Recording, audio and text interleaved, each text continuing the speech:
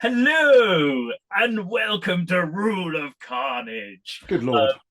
This is a YouTube channel a lot of the time, a podcast almost all of the time, in which myself, Glenn Ford, a games designer and developer, talks to Mike Hutchinson, also a games designer and developer, about designing better miniatures games, which we do try to do from time to time to the We best of our. definitely design miniature games. Yeah, and we try to make them better ones. We really try, I promise. Um, as we've mentioned in like the last few conversations, we've had a bit of time to play some other people's games recently, Mm. and they have unfurled within our minds questions and thoughts that we rather like kicking around and talking about, and so we're going to kick around and talk about some of them.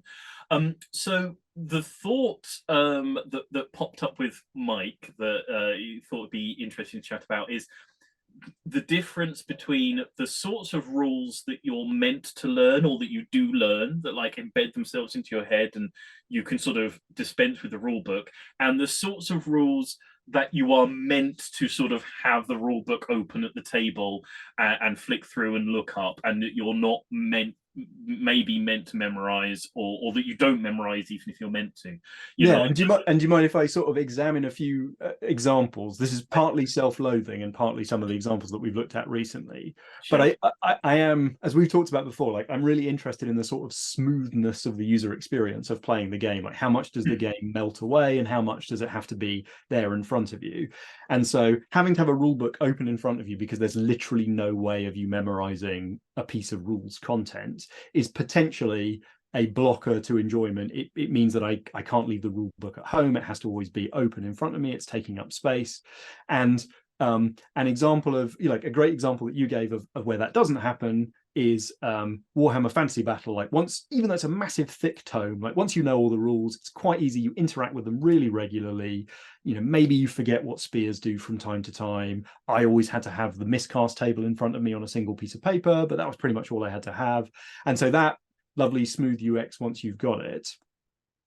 And similarly, but differently, like there's a lookup table in a Hobgoblin that has the attackers unit and the defending unit, and it tells you the number. Now, I've had a fair number of, I think, fairly legitimate criticisms of be like, well, that's a bit old school. Like, there's a big lookup table, and I have to have a table in front of me. Well, you do have to have a table. It's very small. It's like half an A4, not even that. And as you get familiar, that as you understand the rules behind it, it sort of melts away, and you can actually learn that table, even though it's kind of complicated on first blush. It's really, there's a system underpinning it, and it sort of doesn't get in the way. Whereas one of my games, Perilous Tales, which is a solo game, has complicated monsters with specific monster of the week special rules. And we were playing the Doomed recently, and that similarly has monsters of the weeks with super exceptional special rules. And so you have to have the rules open in both cases. In the case of a solo game, like I'm not certain that the user experience of having a book in front of you is that troublesome because you're kind of playing by yourself. I think it would be nice to get rid of it, but you're never going to learn all of the Perilous Tales monsters, and so there's maybe a problem that is a design problem that I could maybe work harder to solve. Mm. Yeah, I think there's a few things sort of going on there. It's like it's really interesting, like in relation to Warhammer Fantasy Battle, as you say, the miscast table is like the one thing that you always want on a sort of quick reference sheet around you. And I think that's what's interesting about that is in many ways, because the miscast table doesn't have a logic to it. It doesn't have a sort of a rule you can learn which opens it up for you. Yeah, there's no It's first principle underpinning it. Yeah, it's not like on a It's on a on a it's double just one. like an old-fashioned D&D Realm of Chaos. Yeah, Like, yeah. There's a vague idea like a double one is really bad, and like the middle one is probably okay, but it's not like the double one kills you and everyone around you, the three kills you, the four hurts you, and so on up. It's like the fifth one turns you into a frog, and the third one makes you a concrete dinosaur, and it's like I don't know. Whereas like the various other tables, the ballistic skill table, the weapon skill table, the strength toughness tables, they have rules you can just embed. And once you've got those rules in your head, you can do a little calculation, and you really never need to sort of look at the table. You're on a 4+ to hit if your strength and toughness are equal, and then a 5+ if the toughness is more, and a 3+ if the toughness is less. Yeah. it's a rule you can just embed and learn. And the further a table or something like that goes from a sort of relatively simplistic rule, the harder it gets to embed, I think.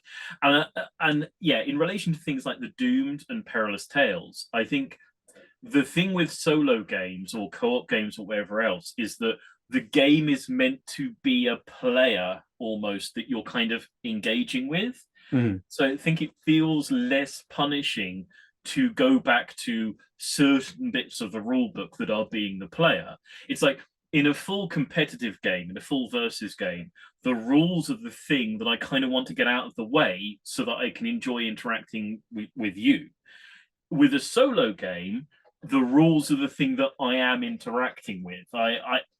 It's lovely if they can get out of the way and I can like directly interface with the sort of the narrative and the experience and the story that's going on. And when you get a really good solo game where it fits into your head and you're just like, oh, here comes the monster. I know exactly, oh, here it comes. I know how to run it and generate it. Oh, no, it's so, rather than having to go back to the book and go like, well, what happens now?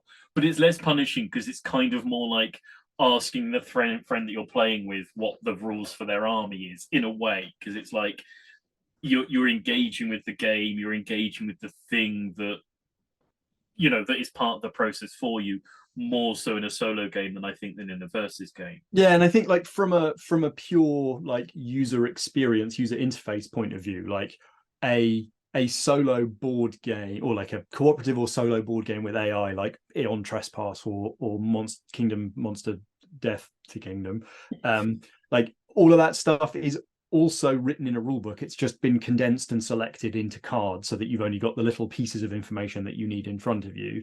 But and so that's a nicer user interface, but it's ultimately the same sort of problem that I have to have the rules open in front of me because there's no way of me really knowing them or ingesting them. Yeah, I don't know. It's funny because the other area that this can emerge is so I've been playing a lot of Warhammer 40,000 recently, and the one of the things there is that they've got a real design tension between a desire for having complexity, a desire for not having too many rules exceptions, and a desire for like those two things lead to a desire for as many possible like global special rules as possible, or melting as many abilities down into a small set of global special abilities. And I think like they've been really successful and really unsuccessful in kind of at the same time, in that almost all of the units and almost all of the weapons now draw on the same sort of 20 special rules, which is great because now when I finally figure out what lethal hits does, I know what lethal hits does on any weapon in the game, and lots of weapons and special abilities grant it and buff it and do that. And that means that everything's kind of got the similar sort of mechanical effect, which I don't mind because that's the kind of thing I'm after. But for some people, that sort of can feel a little bit vanilla and banal, and that's certainly one of the criticisms that's been leveled at the 10th edition of Warhammer 40,000. But the other thing is that on top of that, they've layered a huge blancmange of special abilities for every faction and army type and stuff. And so there is an enormous, just a colossal set of rules exceptions, multiple thousand rules exceptions that you somehow have to navigate. And so at the same time as they're trying to say, I want to create complexity with the minimum number of rules exceptions so that you can learn the core of the game, they've also then exploded the rules exceptions to the point where there's no player in the world that understands the full scope of that game. Yeah, and I think it's interesting to a degree, like where the background or the theme or the idea of the game helps these things bed in, because it's like that's exactly what Warhammer Fantasy Battle had going on, like before it was killed, was that everybody's spear did the same thing, everybody's shield did the same thing, everybody's heavy armor did the same thing, but every single army had a bunch of special rules, which it's super easy to accept the idea that every spear does basically the same thing, because every spear does do basically the same thing throughout like the history of the world. Whereas saying a plasma gun and a laser gun do roughly the same thing feels a bit like, surely they don't. Surely that like technology doesn't work that way. It doesn't work the way that a spear and a shield and a helmet do. Tiny variations in technology sort of work in vastly different ways, and so like it's easy to bed into your head, the sort of the weapons in a historical or a fantasy game, do the same sorts I've of got things. quite a small variation, and so you can capture them with a single rule. Yeah, whereas it feels a lot harder to wrap your head around the concept that it remains true within a sci-fi game, or even Right, which is maybe why Age of Sigmar went the way it did, which is like, a massive hulking like Stormcast Eternal with a spear the size of a man's leg, and he's on fire with lightning. Like, he has a different rend value than, just a rubbishy old skeleton with a broken, rotten sort of old spear. Yeah, and it's super interesting that that what Warhammer Fantasy Battle that they got rid of had is what they're now trying to give to Warhammer 40k. Right. Yeah, yeah. Where it's been like, these things are a sine wave. well, absolutely, and it's like, well, part of the reason it worked for Warhammer Fantasy Battle is that you were doing that for like 20 years. So, like, by 8th edition, nobody needed to ask what the spear did because you've been telling us what it did for 10 years. Meanwhile, you've been not telling us that everything in like 40k does the same thing for 25 years, and now suddenly you're saying it does, and everyone's a bit like, well, that's not what happens in 40k. That's what happens in that other game. You remember the one that you took behind the chemical ships and shot through the head? It happens in that one. Keep it over there, you buffoon. Yeah, so I mean, it's also, I think this one does come back to the scope of the product as well, because like Hobgoblin, I've tried really hard to, it's got this table which I think you can learn, and I've even put a special whole section in the back of the book that explains how the table is created. So if you learn that part of it, like you can re-engineer the table from first principles in your mind at the table. But the other thing is that there is a small number of special rules. Is it a small number? I don't know. It's like 35 at this point that you have to learn. And so we were playing Rick Priestley's recent-ish game, Warlords of Erewhon, and that's got a similar sort of setup, which is like, there's a fairly basic standard resolution system. There are a set of default weapons that everybody carries, and then there's a sort of smudge of special rules. And I think you initially reacted to those special rules being like, oh, there's pages and pages of them. I don't know if you compare the special rules count to the special rules count of Hobgoblin, that it's roughly even or not. But I I think think what I would say, I think, about Warlords special rules is that, not to be unkind, they're a bit more all over the place in some parts. I think that the thing about the Hobgoblin special rules is a lot of them are what you're expecting the special rules in a game of that type to be. A thing that increases how easy it is for you to hit in close combat, one that increases how fast you move, etc., etc. yeah. Some of the special rules in Warlords are bananas, and some of them are, okay, I'm recreating what Warhammer Fantasy Battle did. Here are squig hoppers. Here are fanatics. Which, like, he's legitimately allowed to do. No one else is allowed to do that. Rick, it's fine. We're cool with that. He came up with it, but it does mean that when you're reading through that special rules section, rather than be able to go, tick, yes, I know, yes, tick, yes, I understand that, you've got to go, whoa, wait a second, I've got to genuinely, this is like 5 paragraphs of bizarre exceptions, and generally Warlords is a very exception heavy game. And I think in relation to things you can learn and smoothness of the user experience, there's a reason we go hunting for exceptions to rules, I think, when we're writing rule sets. And the exceptions are death to a smooth, like, easy to learn player experience. Every time a rule goes, this is true, this is true, this is true, apart from for the squad box unit and the bingle bong unit, and then go on again. It's, oh no, okay. Yeah. I mean, I think there is an interesting, I don't know, like, I don't know if there's a complexity budget thing here where it's like, actually, you need to remove as many rules exceptions as possible, but then because you want to reserve some space, you want to reserve some RAM in the player for the rules exceptions which are fun and flavorful and make their army what it is. And like, when it comes to the monster of the week thing, like, I think, to a degree, that's like, I'm making the rest of the game as simple as possible because I want to reserve the focus of the processing power of the player on the things that are cool about, why a teleporting gargoyle is different to Dracula. And like to a degree, you know, I've been rereading Here We Go and Freebooters, which a friend of ours lent me. So that's first edition Warhammer 40,000, and the rules for the shock attack gun, the teleporting squigs thing. There's like 5 or 6 pages of incredibly intricate special rules. And to a degree, like if that was the only thing that I had in my army that wasn't just like a boy with a shooter, maybe I don't mind 5 pages of special rules making like the shock attack gun the most fun, cool thing I've ever played. But like the fact that it comes with the mechs, and the mechs have all these cards that you have to mess around with, and then there's other strange, crazy rules, like that's blown my budget out.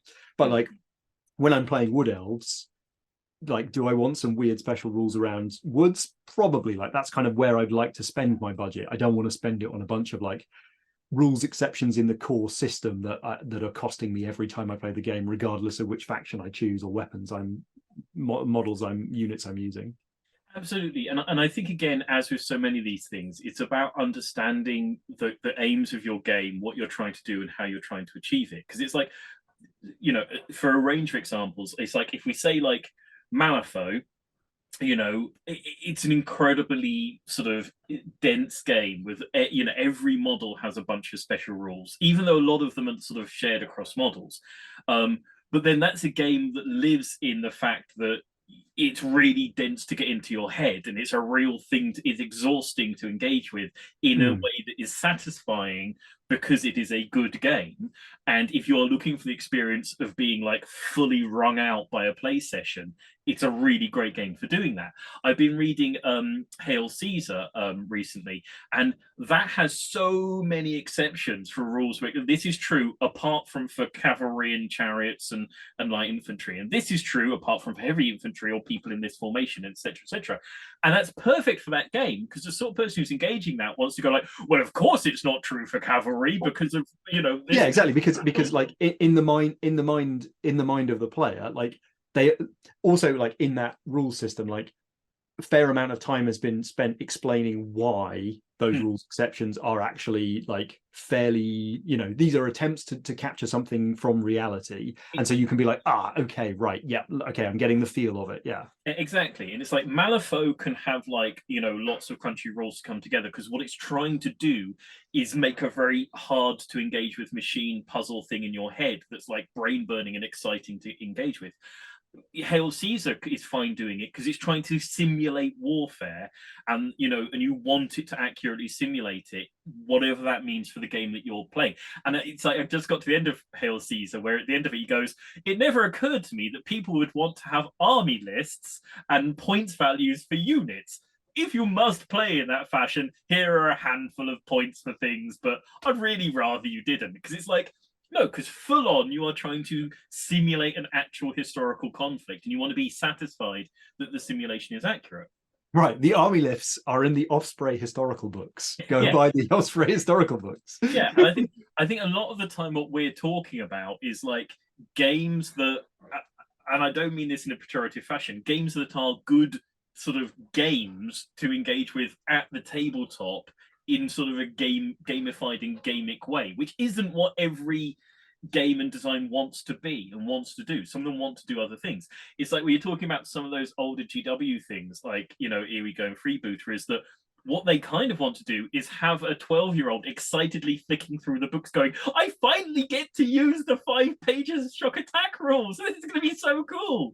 And to Yeah. read ahead and go like, you know, I always say that the seesaw of chaos from old Blood Bowl, where you sort of read forward to that as a child going, this is going to be mad when I get like a goblin going up and down on this seesaw and then firing off into the end zone. That's what I want to do. I don't really care if I have to have this book open at the tabletop. I kind of want it open at the tabletop because I want to keep going, there's the seesaw of chaos rules. I can play the Yeah, seesaw yeah, of yeah. chaos in a minute. Ooh, Yeah, look at yeah. that. You I got it. reckon I'll roll a 6 and win the entire game with my seesaw of chaos. And it's like, it's different things, it's different ways of engaging with the game. And I don't.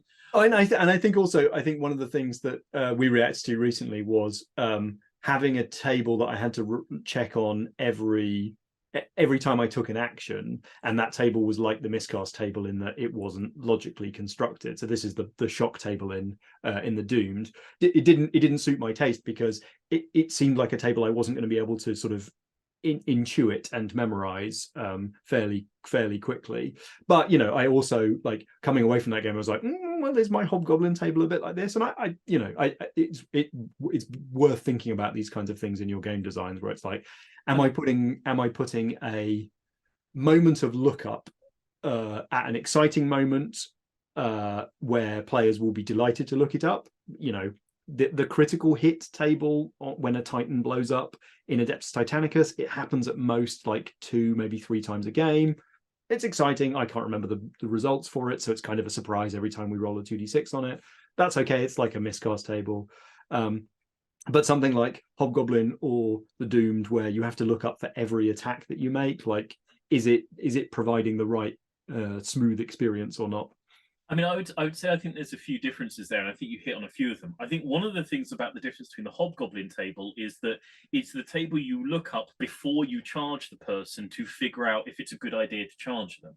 It's the thing that you check in It's order input information. Yeah, it's input information. You shouldn't be shocked by what the number is once you come to the combat round. Whereas, the shock table in the Doomed is output information. It's like, okay, well, we come to the end of doing the thing. Now let's find out what the actual result of what I was doing was. And it's randomly pooped out this thing. And that feels a different sort of engagement. And I think, like, yeah, I think one of the things is about, again, what you say you're trying to do with your game. The Doomed says it's trying to be a super light rules thing, so you don't have to go back to the rule book repeatedly and the rules get out of the way. And then it gives you this thing where you have to, like, go back to this table over and over again in a turn. And then there's another table you have to go back to again and again for the horror's reactions. And it's a bit like, Hobgoblin doesn't claim to be this sort of super rules light thing, and no, it only claims to be lightning fast. And once you know that your number is 3+, like, it doesn't matter how many dice you roll, your number is 3+, and you can resolve that in a second. And a huge thing, I think, is that Hobgoblin understands, and and so it says, okay, here's a quick reference section. This is where all the things you're going to need are, in a neat little page that you can keep open.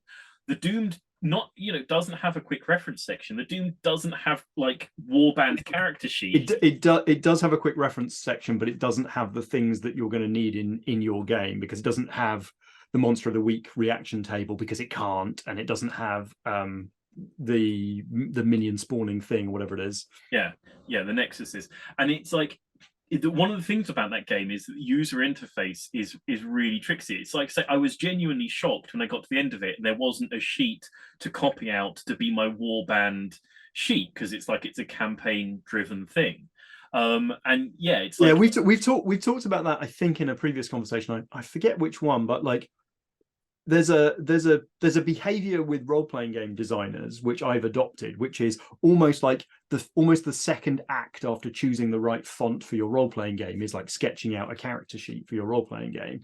And it's weird, like, I don't know where it's come from. It's probably come from Necromunda and Blood Bowl, but I happen to always start by, like, sketching out the dashboard card for the car, or the little, the mech card for the game that I was playtesting yesterday. Like, I want a little fill-inable character sheet for everyone. It's probably the hero quest is where it comes from. yeah. But, like, it seems to me strange that more skirmish games don't provide fillable character sheets for every model, but at the very least, like, a roster sheet for your gang, particularly in something that's sort of more time inspired, feels like a natural piece of UI. Yeah, it's super odd in the Doomed, because it's like, it's a campaign driven game designed by somebody who's, like, primarily an RPG designer, and it doesn't have character sheets. But that's another thing for another time. But I think the point is knowing what your game is and who it is, and going, like, okay, there's a couple of tables you're going to need to look up repeatedly. Here it is, like, printed on, like, the back of the rule book, and I'll give you it in a sheet. It's like, well, it's fine. If it's one bit of paper, that's okay.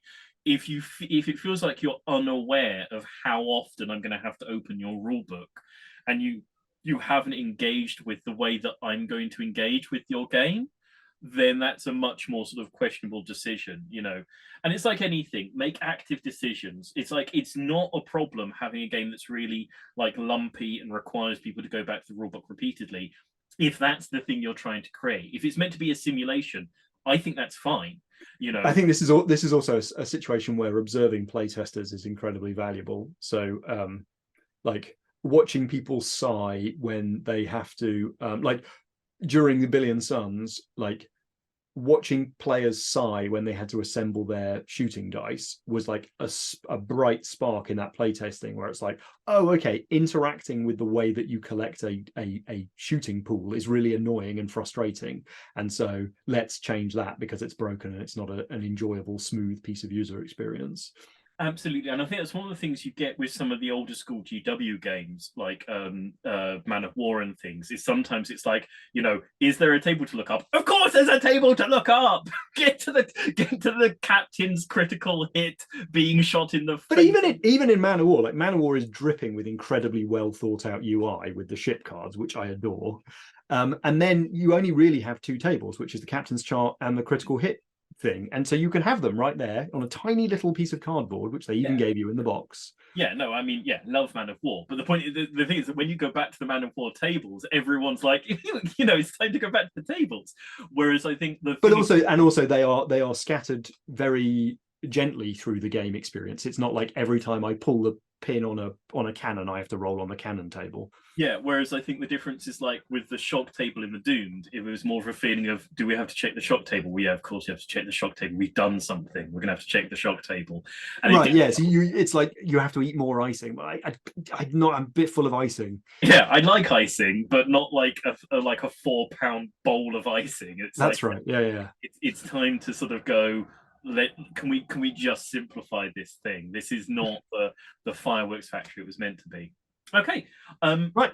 I think that was a fine and jolly conversation about the complexity budget and smoothing out a game and things that people are meant to learn and they're not. I think it's the sort of thing that we've come back to a few times and we'll come back to in the future, because getting a rule book and getting the rules and getting the way they're presented and engage with the players is super important and really difficult.